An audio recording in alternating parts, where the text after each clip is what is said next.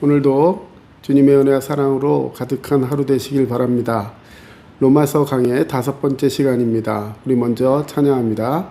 나 주를 멀리 떠났다.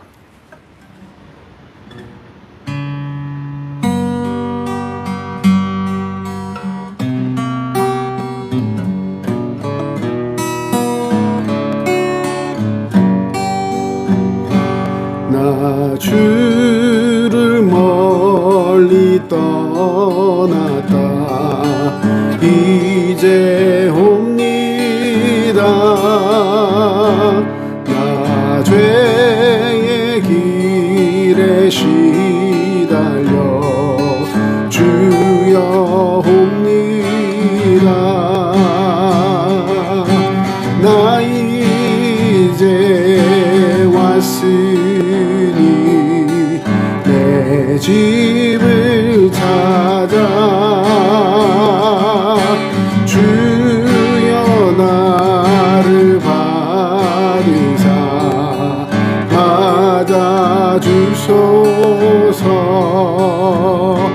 그 귀한 세월 보내고 이제 옵니다. 뉘우치는 눈물로 주여 옵니다. 나 이제 왔으니 내 집을 찾아 주여 나를 받으사 맞아주소서. 나 죄에 매여 고달파 이제 옵니다.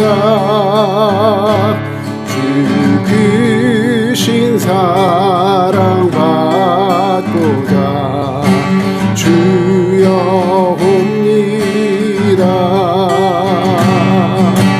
나 이제 왔으니 내 집을 찾아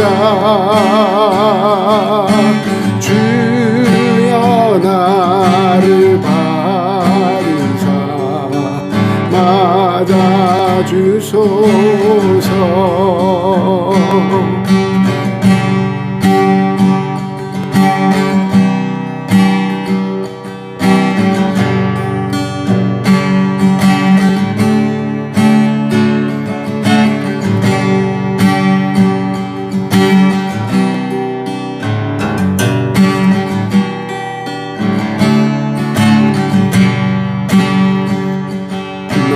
바랄 것이 무언가 우리 주 예수 날 위해 죽임 당하시 믿고 옵니다. 나 이제 왔으니 내 집을 찾아 주여 나를 받으사 맞아주소서.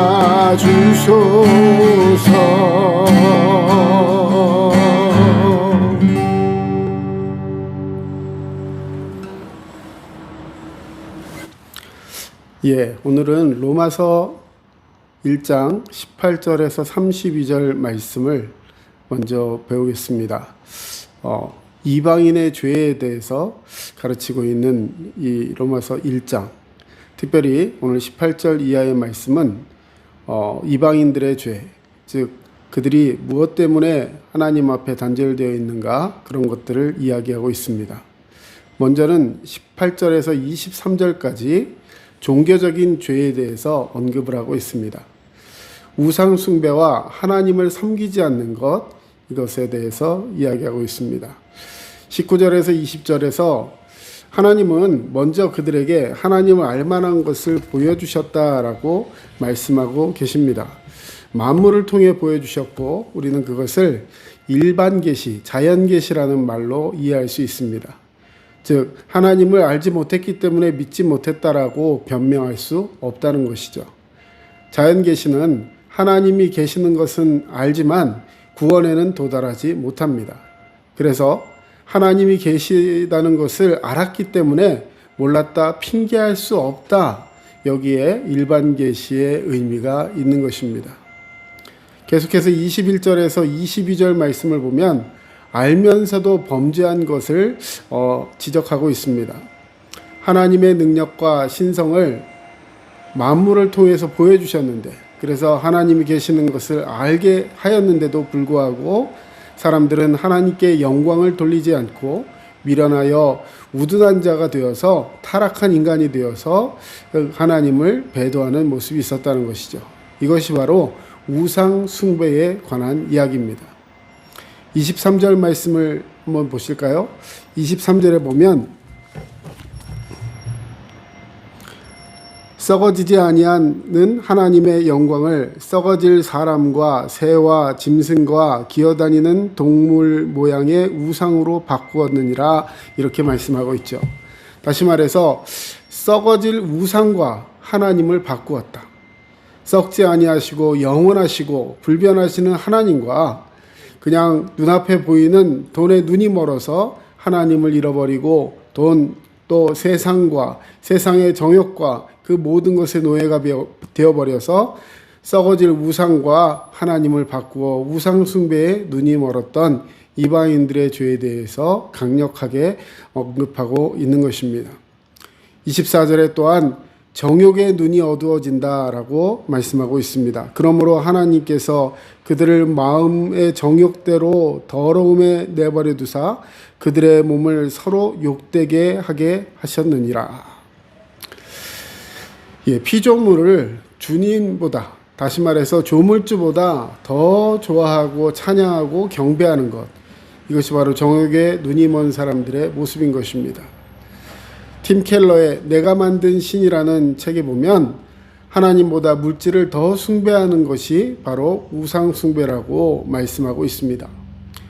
토마스 아퀴나스가 교황청에 방문하였을 때 이제 우리는 은과 금은 내게 없거니와 라는 이 말을 할 수 없다라고 얘기했습니다. 왜냐하면 교황청에 가서 우리가 지금 너무 돈이 많기 때문에, 그렇기 때문에 나사렛 예수 그리스도의 이름으로 명하노니 일어나 걸으라 라고 선포할 수도 없고 선포해도 역사가 일어나지 않을 것이다 라고 그렇게 쐐기를 박아 이야기했다고 합니다. 다시 말해서 우리가 하나님보다 더 좋아하는 것, 하나님보다 더 의지하는 것이 있을 때 하나님의 은혜와 사랑의 능력은 우리에게 역사하지 않는다는 것이죠. 무지한 열정은 사람을 망하게 합니다. 유대인이 망한 이유가 무엇입니까? 그들에게는 열심은 있지만 진리가 없다라고 말씀하고 있습니다. 여러분, 우리는 하나님만으로 만족하고 있습니까? 혹시라도 하나님보다 더 귀하게 생각하는 것으로 인하여서 하나님과의 관계가 멀어지고 있지 않은지 우리 스스로 말씀의 거울에 비춰 생각해 보아야 할 것입니다. 계속해서 24절에서 28절 말씀에서는 도덕적인 죄에 대해서 이야기하고 있습니다. 종교적인 죄가 하나님을 믿지 않는 것이라면 도덕적인 죄는 무엇일까요? 24절, 그러므로 하나님께서 그들을 마음의 정욕대로 더러움에 내버려 두사 그들의 몸을 서로 욕되게 하게 하셨으니.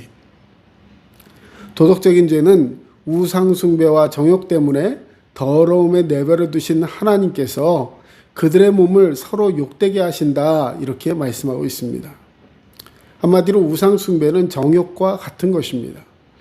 그들의 만족을 채우기 위해서 우상을 붙드는 것이기 때문에 그 우상 숭배를 하면 결국은 성적인 타락에 빠지게 되게 되어 있습니다.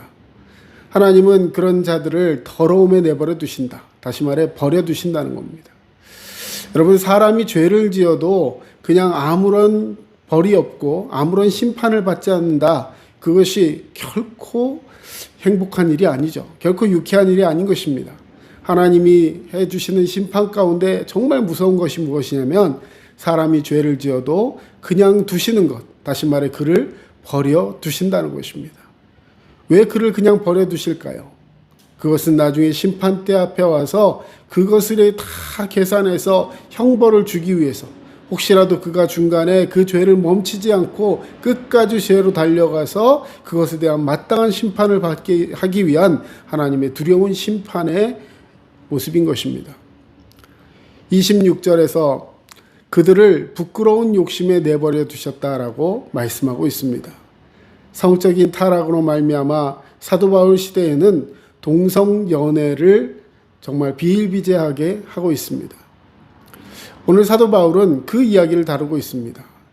이것은 너무 악하기 때문에 버림받은 사람들의 모습이라는 것이죠. 오늘날 이 시기도 정말 너무나도 피폐하고 너무나도 황망한 일들이 많이 일어나고 있습니다. 이럴 때에 세상의 트렌드니 문화니 그들의 자유니, 여러분 이런 말에 속지 말아야 할 것입니다. 하나님께서는 그것들을 부끄러움에 내버려 두신 모습이라고 정확하게 경고하고 계십니다. 28절로 넘어가겠습니다. 28절.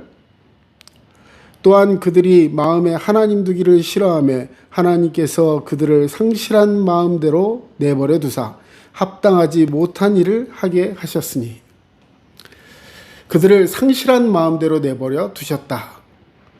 왜 그랬을까요? 그들의 마음속에 하나님 두기를 싫어하며, 성적인 타락이 제일 심하게 오기 시작합니다. 사람이 타락할 때 가장 먼저 오고 가장 두렵게 사람들을 넘어뜨리는 것은 바로 성적인 타락입니다. 타락한 사람들에게 두드러지게 나타나는 이러한 현상들을 하나님 보시고 그들을 상실한 마음대로 내버려 두셨다는 것이죠. 성은 하나님이 주신 선물입니다. 성은 결혼 안에서만 누릴 수 있습니다. 이것이 순리라고 하는 것이죠. 이것이 축복입니다. 결혼을 벗어나면 영리라고 합니다. 이것을 벗어나면 결국 간음, 간통, 성적 타락 이런 것들이 발생하게 되고, 이것은 결국 먼저 자신을 망하게 하고 인격이 파괴되며 마음과 몸이 병들고 이웃이 망하게 됩니다. 이것이 교회 안에 들어오면 교회가 망하는 것이고 목회자에게 들어오면 목회자가 망하는 것입니다. 실수는 용서와 회복이 가능합니다. 그러나 양심의 화인을 맞아서 그것을 스스로 정당화시키려 하고 계속해서 그것을 은폐하기 위해서 더 큰 거짓말을 하게 된다면 그것은 스스로를 망하게 하는 것입니다. 그러므로 세상의 문화가 표준이 될 수 없습니다. 세상이 표준이 되고 목회자는 그 정확한 지표를 알지 못하고 방황한다면 그것은 교회가 망하는 길입니다. 여러분, 우리의 표준은 무엇입니까? 바로 성경이 표준이 되어야 하는 줄로 믿습니다. 성경이 표준이 되고 목회자는 그 정확한 지표를 선포할 수 있어야 합니다. 타협하는 신앙이 되도록 성도를 내버려 두어서는 안 됩니다. 제일 무서운 것은 하나님이 내버려 두시는 것입니다. 하나님이 몽둥이를 들고 때리시면 그것은 정말, 우리 이렇게 표현해도 되는지 모르겠지만 감사한 것입니다. 죄를 짓는데도 아무 일이 없다면 그는 버림받은 것이죠. 죄값의 무서움을 알고 모든 것을 끊을 수 있는 각오를 하고 회개해야 합니다. 여러분, 다윗이 위대한 이유가 무엇이죠? 그가 죄를 짓고 그 죄를 은폐하기 위해서 자신의 충성스러운 부하를 전장으로 내몰아 죽게 하였고 또 그런 것들을 은폐하려고 하였지만 결국 그런 것들이 발각되었을 때 하나님 앞에 엎드리고 철저하게 회개하는 자였기 때문입니다. 회개할 수 있는 기회를 주셨을 때 우리는 회개해야 합니다.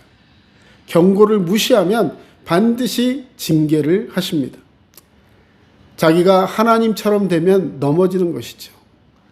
우리가 자신의 죄에 대해서는 후하고 다른 사람의 죄에 대해서는 민감하며 그를 정죄하고 비판한다면 그것은 하나님이 우리에게 말씀하신 용서의 개념을 넘어서는 것입니다.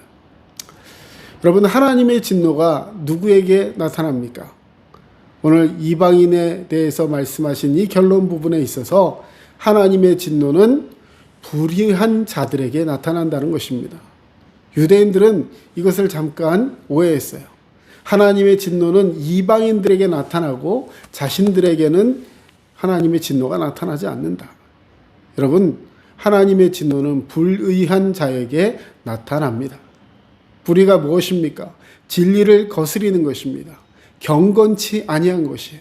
하나님을 마음에 두기를 싫어하는 자가 바로 하나님의 징벌, 하나님께로부터 그 죄를 인정받고 심판받는 사람의 모습이 될 것입니다. 여러분, 우리가 꼭 기억해야 할 것은 로마서의 이 부분은 구원론에 관한 부분이 아니라는 거예요. 이방인은 구원받지 못하고 유대인은 구원받는다, 이런 얘기가 아닙니다. 이것을 구원에 적용하면 안 됩니다. 이것은 하나님 없이 사는 사람들, 이방 사람들의 모습을 지적하려고 하는 것입니다. 하나님이 없이 사는 사람들은 망할 수밖에 없는 것이죠. 이것은 타락한 인간의 모습을 전형적으로 보여주는 말씀입니다. 거듭난 상태에서도 이들과 만약 똑같은 모습이 있다면 그것은 문제가 있는 것이죠. 이방인들의 죄를 지적하고 있는 것입니다. 이것을 교인들에게 설교하면서 이런 자들은 지옥 간다, 이렇게 말씀해서는 안 되는 것입니다. 즉, 도덕 윤리 설교를 가지고 구원론에 맞추어서는 안 되는 것입니다. 하나님을 믿지 않기 때문에 지옥에 가는 것이지 도덕 윤리를 행하지 않기 때문에 구원받지 못하는 것이 아닙니다. 제자 훈련에서는 이 말씀을 통해서 그들을 제자 삼기 위해서, 그들의 삶을 바로 세우기 위해서 말씀할 수 있지만, 대중설교에서 정말 이것을 만약에 그냥 구원 문제로 확답하며 설교한다면 그것은 문제가 있습니다. 우리는 설교할 때에 균형을 맞출 수 있어야 합니다. 거듭나도 아직 변화받지 못한 사람들이 있을 수 있습니다. 이것은 이방인들의 모습을 지적하는 것이요, 또 이런 모습을 우리가 그대로 보면서 직시하면서 이런 자를 구원해 주시는 하나님께 감사와 찬양을 돌려야 하는 것입니다. 상담 전문가였던 정태기 교수님은 이런 간증을 한 적이 있습니다. 어떤 부인이 남편이 사우디에서 이 벌어온 돈으로 춤바람이 나서 집을 나가 도망가서 한 6개월 정도 실종되었다가 남편이 그를 다시 찾습니다. 다시 찾아서 새롭게 살기 위해서 부부가 목욕도 같이 이제 깨끗이 목욕하고 과거를 잊고 교회에 나갔습니다. 그런데 그날 목사님이 죄에 대한 설교를 했습니다. 율법적인 설교만 해서 죄에 대한 해결법을 제시한 것이 아니라 말하자면 죄를 지어서 죽을 수밖에 없다, 이런 설교를 했습니다. 여러분, 우리가 얼마나 많은 율법적인 설교를 하고 있습니까? 이 설교에 낙담하여 폐인이 되었던 이 부인이 복음적인 친구를 만나 교회에 나가서 상담 치유가 되었던 그런 간증을 그 정태기 교수님의 간증에서 볼 수 있었습니다. 여러분, 우리의 설교가 어떠한가? 우리의 메시지는 어떠한가? 한번 생각해 볼 필요가 있는 부분이죠. 일관성 있는 말씀이 필요합니다. 창세기에서 요한계시록까지 설교할 때 믿음으로만 구원받는다는 것을 강조해야 하는 줄로 믿습니다. 우리 새생명 아카데미가 추구하는 것이 바로 그거 아닙니까? 복음적인 제자 훈련. 복음을 기초로 해서 그 모든 사람들에게 복음이 깃들고 그것이 그의 인생에 새 생명을 더한다는 그 귀한 사실을 알리고 나 또한 그것을 누리며 살아가는 제자의 삶을 살기 원하는 것. 이것이 바로 복음적인 제자 훈련의 모습인 것입니다. 예수 그리스도의 은혜가 아니면 안 되는 것이죠. 예수 그리스도의 은혜가 목사의 마음, 성도의 마음 속에 살아 있어야 하며 영접 기도를 시켜서 상담을 통해서 구원의 확신을 갖게 해야 합니다. 오늘 내 인생의 전환점이다라는 소리를 들을 수 있어야 하는 것이죠. 목사님, 오늘 목사님의 말씀과 이 모든 것을 듣고 결단했습니다. 오늘이 내 인생의 전환점입니다. 오늘 다시 태어났습니다. 여러분, 이런 소리를 들을 수 있는 목회자, 그런 주의 종, 그런 제자가 되시기를 주님의 이름으로 축원합니다. 우리가 때로 그 전도 후에 영접 기도하는 그것을 볼 때 때로는 회의가 들 때가 있어요. 길어야 한 3분, 5분 따라했다고 그가 정말 구원을 받았는가?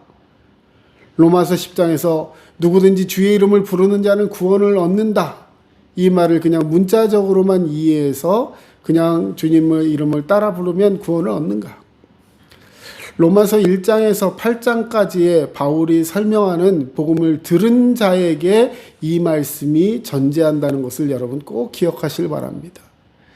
주여라고 부르는 자에게 로마서 1장에서 8장까지 그 모든 말씀을 인격적으로 동의하고 믿음으로 신뢰하고 삶으로 고백할 수 있는 자가 바로 예수 그리스도를 주여라고 부를 수 있는 것입니다. 그래서 오늘 우리가 이 구원에 대한 말씀을 기억할 때는 반드시 믿음의 기초가 있어야 한다는 것을 여러분 기억해야 합니다.